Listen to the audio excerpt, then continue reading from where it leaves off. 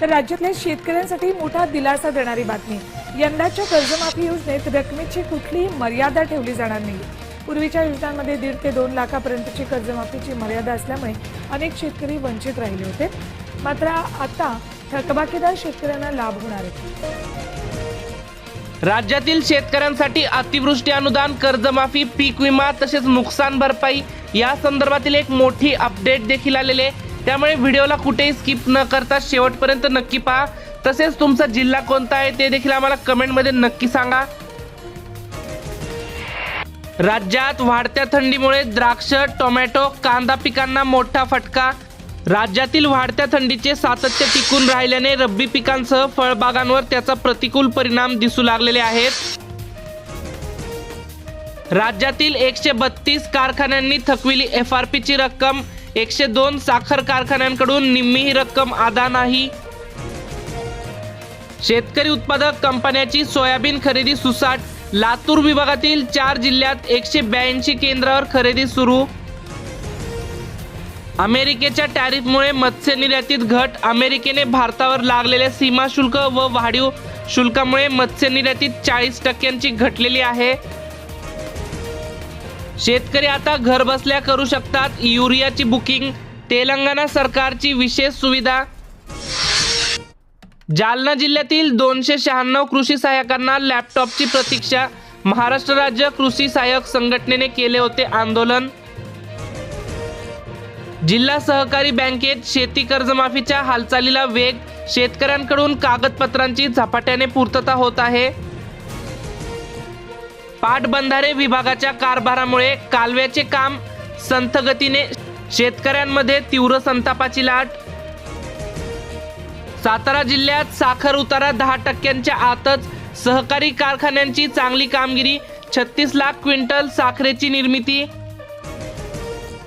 जालना जिल्ह्यात nylon मांजाचे 55 bundle पकडले। ऊसतोड यंत्रे शेतकऱ्यांसाठी ठरतायत वरदान, तोडीवेळीच 5 टाची कुटी, वेळेसह खर्चातही बचत। नागपूर जिल्ह्यात पैसे भरून पिकांचा विमा काढला, भरपाईचा अजूनही 1 रुपया देखील मिळालेला नाही। पीक कापणी प्रयोगही आटोपले आहे, कंपन्यांकडून पडला परताव्याचा विसर। तर नागपूर जिल्ह्यात 3 लाख शेतकऱ्यांचे पैसे वाया गेले।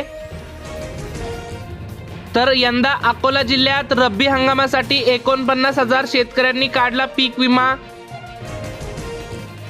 पास झाल्यानंतरही चाचणी होणार, मगच ड्रायव्हिंग लायसन मिळणार। चाचणीच्या वेळी लाईव्ह रेकॉर्डिंग होणार। प्रादेशिक परिवहन आयुक्तांचे निर्देश, 5% उत्तीर्णाचा पुन्हा चाचणी घेणार। अकोला जिल्ह्यात 20,000 हेक्टरवर अतिघनता कापसाची लागवड। कायद्याचे रक्षण करणारे पोलिसांचे आता डिजी लोन मधून होणार घर।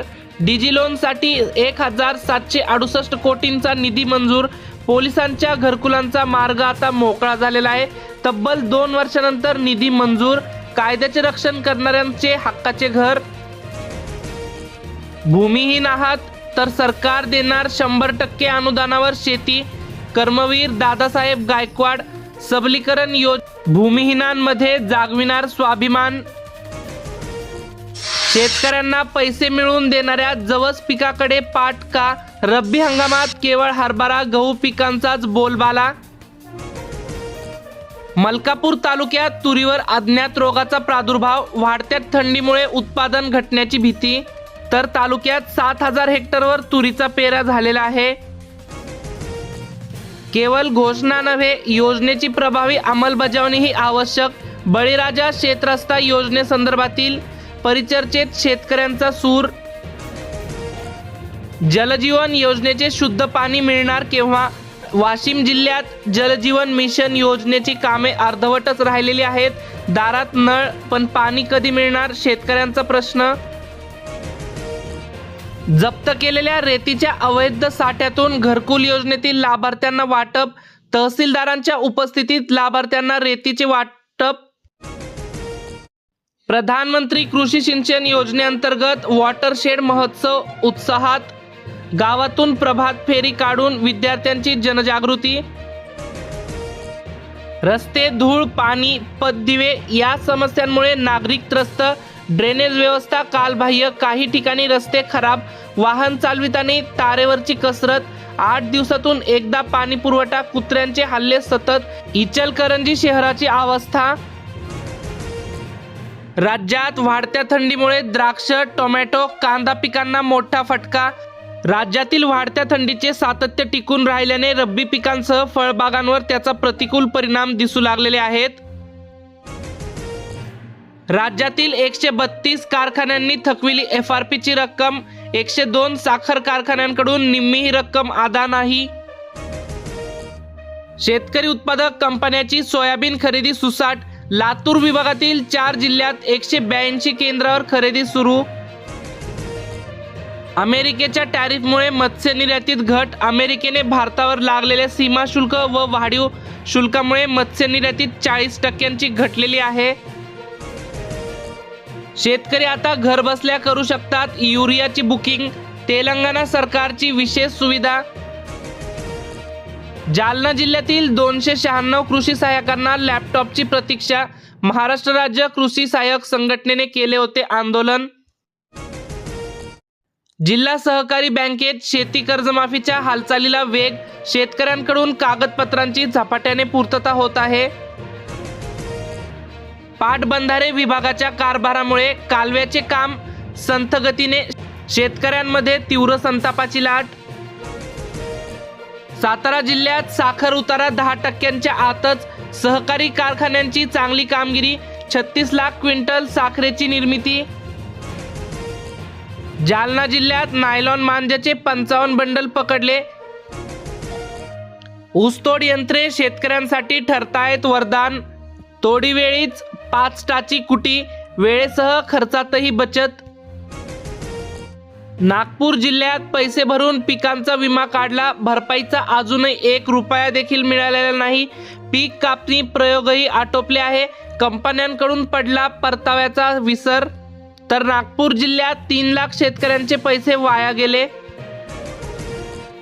तर यंदा अकोला जिल्ह्यात रब्बी हंगामासाठी 49,000 शेतकऱ्यांनी काढला पीक विमा.